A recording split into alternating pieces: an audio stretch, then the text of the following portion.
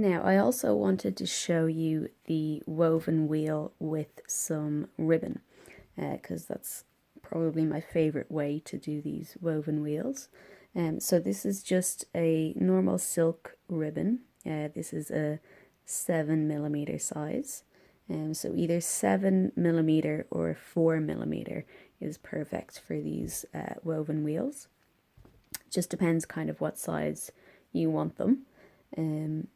So yeah, for the ribbon, I'm going to use this chenille needle. This is a number 22, and it's just nice and big to get the ribbon into. So I'm just going to thread the ribbon through there, and what you're going to do is a little bit away from the end, you're going to poke the needle in there and then just pull this. Okay, so that's how you secure your ribbon in the needle. All right, again, I have quite a long length. It's about 1 meter, maybe slightly more. And I'm going to put a knot in the end of it here.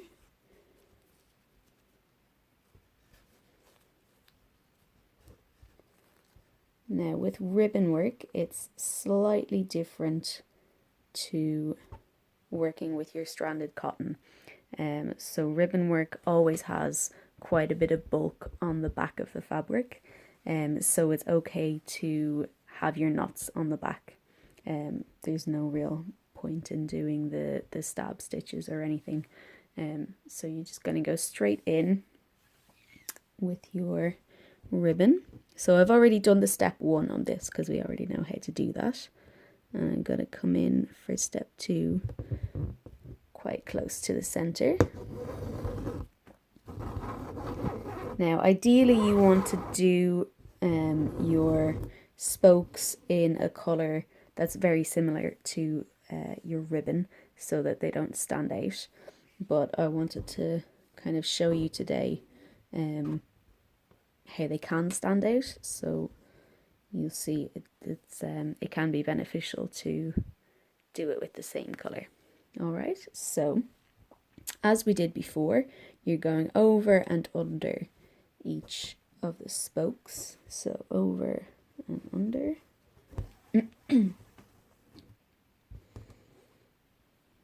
Over and under.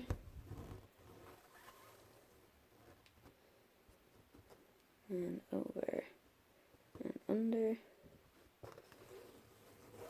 Now that first round, if you like, or even the second round, I like to do fairly tight so that we get the center covered. And after that, we're starting to loosen up the tension a little bit. And what you're going to do with the ribbon, the difference with using this is you're going to twist the ribbon a bit. So if I pull out a bit from that, I'm just going to run my finger along the ribbon and see that's not very twisted at the moment. Okay, that's quite flat. So what I'm going to do is just twist the needle in my hand a couple of times, and I'm going to do that again where I run my finger along,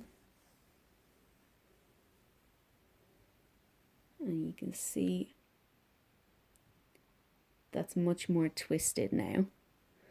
And I'm going to go under the next one and try and keep that twist in the end there, so that we get a nice shape on there. So again, you just twist the needle around a little bit, and you're just going to pull that away and run your finger along to keep that nice and twisted.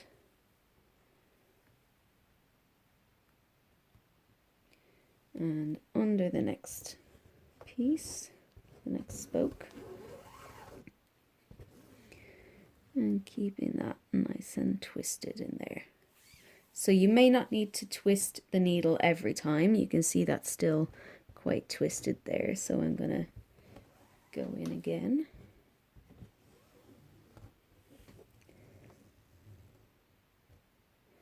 And it just starts to give a nice effect. If the ribbon is much flatter, the flower looks a lot flatter, a lot more bunched together.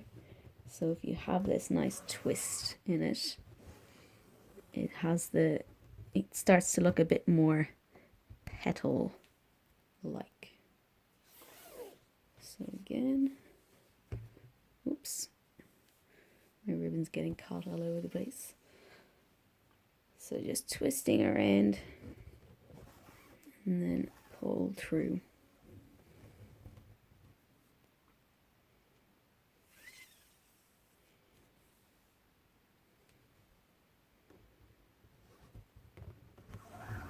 And you just continue on like that as normal until you fill the rest of the circle. Okay? Now, just bringing you back in close here so that you can see. So I'm nearly done now with that. Why is that out of focus?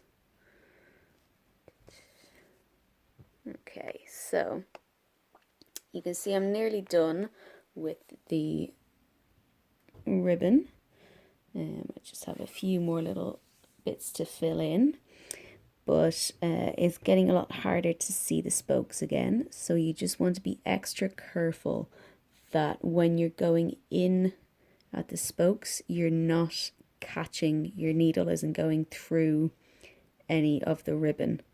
Because if you catch that, then you'll kind of drag it through with your needle, and it really messes up your flower. So you want to be careful of that, okay? So when you have your spokes all covered up, you can see there it's with having a different color, it kind of stands out a bit more. But when you have all that covered up, when you have the pencil line all covered up as well, you can do the same as we did before, where at the point where you should be going under the next spoke, you actually go down through the fabric. So I've gone under, over, and under there. I'm just going to bring it through the fabric again. Okay, and just make sure it lies nicely there. All right, and you can see again that gives quite a 3D effect, even more so than the one with the stranded cotton. All right, so when you're done with that, you can fix it off on the back by just weaving in under these spokes a few times on the back and just catching it in there. With a piece of ribbon work, you're never going to be doing anything too rough with it, so just having it secured like that is absolutely fine. And there you go. So that's your 2 different ways of doing the woven wheel. So with the stranded cotton and your ribbon there. So you can see quite a different effect, but both look really well. All right.